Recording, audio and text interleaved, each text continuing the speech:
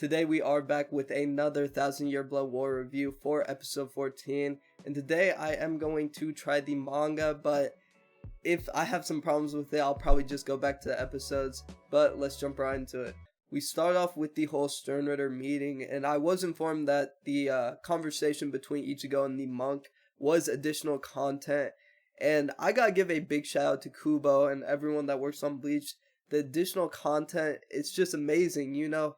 Bleach fans have been waiting for over 10 years, and they get to see some new scenes that they wouldn't expect.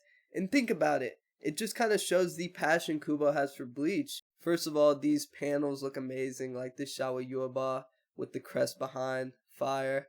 The shock on everyone's face after ISHIDA is announced as the successor. And I don't know, just seeing this, it's just a whole nother treat, bro. It's amazing. I love this shot of ISHIDA, you know, where half of his, there's like a glare on one side of his glasses. I don't know, he just looks cold as hell right here. Look at Asnov, bro.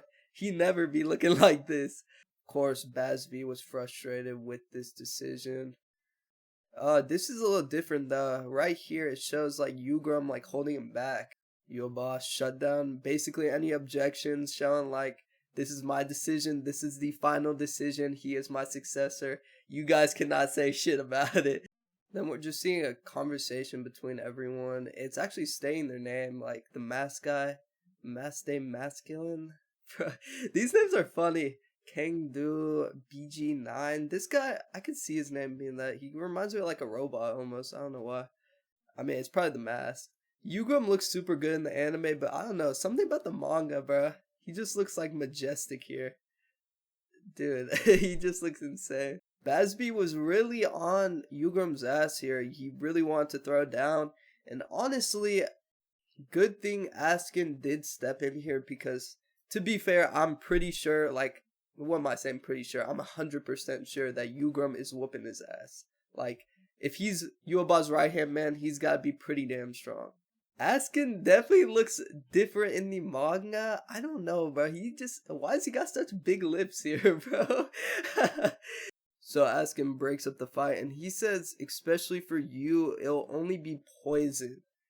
Speaking to Basby, so I assume that kind of means like it'll just get worse over time. Alright, this panel right here, our next emperor. I was informed that I cut this out of the episode. I did not mean to. I remember I did question it, like, emperor, what does that even mean for Jugram? But basically how I kind of interpret this right here is, of course, she is the successor, so he'll have that placement of Yuaba. But the main person that will be controlling these Sternritters is Jugram, I assume. But of course, ISHIDA's just gonna be kind of like the top of the top dog. But he'll be the one that actually controls all the forces. ISHIDA drinking the blood, and then he kind of states, your powers will awaken soon. I am super hyped for this because we're seeing ISHIDA's about to be a new person, and also Ichigo. So, I don't know. I just feel like that shows that there's going to be some big fight between ISHIDA and Ichigo. And I'd love to see that because, come on, we have known that the Quincy's and Shinigami have had bad blood since like episode 8 of Bleach, the very beginning. So, I don't know. Of course, they were about to throw down in episode 8, but now we're about to see that throwdown finally. It would be kind of cool. Of course, a part of me doesn't want to see that because they're boys, but a part of me definitely wants to see that shit go down. It would be sick. It's like the new generation of Shinigami and a Quincy. Yuaba stated that you have the same letter A as me, which this kind of makes me think that he's gonna get a similar power as Yuaba. ISHIDA is heavily involved with the Sternritters at the moment. Come on, he's even the successor. But I don't think that's his final goal, and I don't think that's his main goal. I just still believe that he's trying to get back. Like, you saw, he is the last Quincy remaining. Every Quincy around him has died. We even saw he had such a strong hatred for the Shinigami at the start of the show. He literally just found out the reason of his mother's death. His sensei's death, maybe. Actually, I think his sensei's death, he actually did get taken out by the Shinigami. But his mother's death, of course. And we even saw he was by her gravestone. So, I don't know, dude. I definitely think he's gonna try to get back at these Stern Ritters somehow in the future.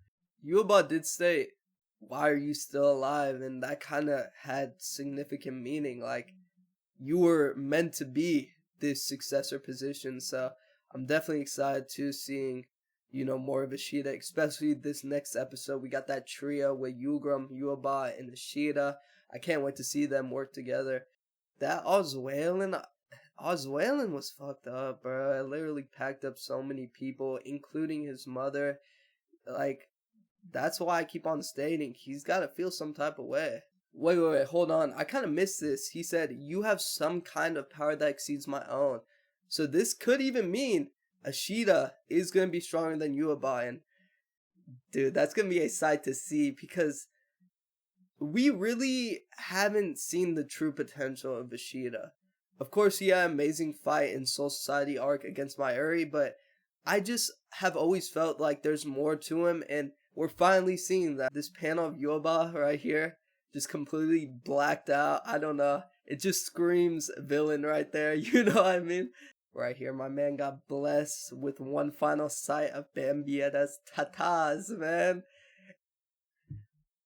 Yo, I'm not gonna lie, she definitely got buffed in the anime. Like I was saying before in the opening, I have really high hopes for this group.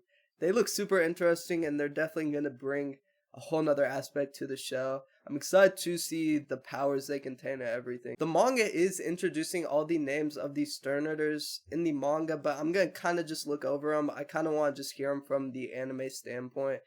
This girl said cookie crumbs and blood spatter are not the same. You stupid bitch. She is not playing, bro. Like, she's definitely gonna talk her shit, you could tell. They really are on Candy's ass about, like, falling in love with the hot subordinates. I think that's pretty funny, too. I like the comedy they bring to the table, with just their banter. We didn't see something like this. She's kind of saying, like, I'm worried about the future of Wanreich. I don't know. I feel like the panels, they just make the characters look so damn cold. That's what's cool about it. Jugram entering a room. Ooh. Here's a maid. We didn't see this. Fuck, am I spoiling myself right here? I don't know if they just missed this scene right here with the whole talk with a maid of some sort. But I think I'm gonna just go straight to the episode just in case. Like, they might introduce this in the next episode. I don't know. Yeah, I don't want to spoil myself or nothing. I mean, I might just be taking too much precaution, but I'd rather be safe than sorry. I love this scene with Yuba as a baby and all the hands surrounding him because I remember maybe it was like the trailers before Core 1 or the episode Core 1. Everyone was calling Yuba the Quincy Jesus, right? And this whole intro definitely showed that. The chance, Yuba, like, bro, this scene was phenomenal. All the blood going to him. Then we see Tensei's Getsu there. I agree with this statement because back then, oh my god, they were animals, they were beasts. Just the whole Gotai 13 was purely criminals. They were just out for blood. They were just killing everyone left and right. That's why they were so damn strong. And Ichigo stated like Squad Zero is just watching, but we did hear this before. Soifon said the same exact thing, and she got pressed for it. I mean, even the monk saying that's our duty. We just watch. Like, we have our own duty of, looking over the Soul King. Like, come on, man. That's a buff if I've ever seen one. Alright, you know what Askin reminds me of? Okay, of course he reminds me of Aizen. Okay, but like Squidward and Handsome Squidward? I feel like it's Aizen and Handsome Aizen, or like Askin, you know what I mean? And he does have this like kind of like orb ability. I'm excited to see that, but a lot of you guys were saying that is your favorite Stern Ritter, so I'm looking forward to seeing what he brings to the table. Like, we didn't see this shot in the manga. Maybe we did like later on. I didn't read all of it, but This shot was crazy, just showing the whole impact of Oswald and just everyone that got bodied. So he's stating that he has to get something above a Soul Reaper. I'm excited to see what this means. Like, he might be on the level of Squad Zero. And the Soul King does have a lot of liking for Ichigo, so I'm definitely interested to see like how far that goes. Like, what's the big motive that the Soul King wants with him? Just getting that confidence back once again.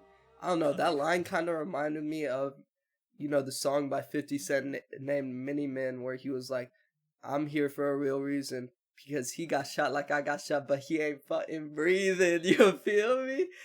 Shunsui and Ichigo's friends. You gotta give a lot of respect to Shunsui. He didn't even have to come all the way to Karakura Town to Ichigo's friends to explain that you might never see him again, or even offer him soul tickets to see him. Like, think about it. Let's say Yama was still captain, he's not doing all this. Come on. Like, this is just something completely out of the way, like, that doesn't involve me, you feel me? But Shunsui was nice enough to kind of fill him in while they were just left in the dark over here. This scene was so good. Look at all the Shinigami just chilling. Once you heard this OST, you knew the shadows were about to pull up. But man, the way that they just completely overtook Soul Society was phenomenal. Like, oh, I just love the new look of it. It's insane. Blood red skies, look at the buildings, the lightning, the trio. It looks crazy. The whole shadow ability used here was just absurd. How they like swap places with like Wandenreich. This is sick.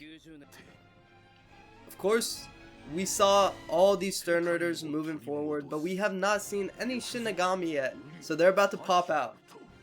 It's gonna be good. The last 9 days of the world. You guys were saying the rest of these episodes are fighting, and I can see why, bro. 9 days left, it's gonna just be pure boxing. I'm sorry that this review was a little scuffed.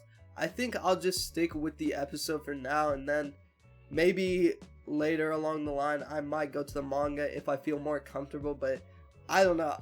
That whole scene with the maid might have been just something that was cut out, and I was just, you know, being a little too scary, but I don't know. Better safe than sorry, you feel me? But I'm excited to see episode 14. Of course, action is about to happen. We already know Toshio is getting introduced based off the poem with Matsumoto. So I'm excited. I'm very, very excited. But I'll catch all of you guys in that episode. Peace out.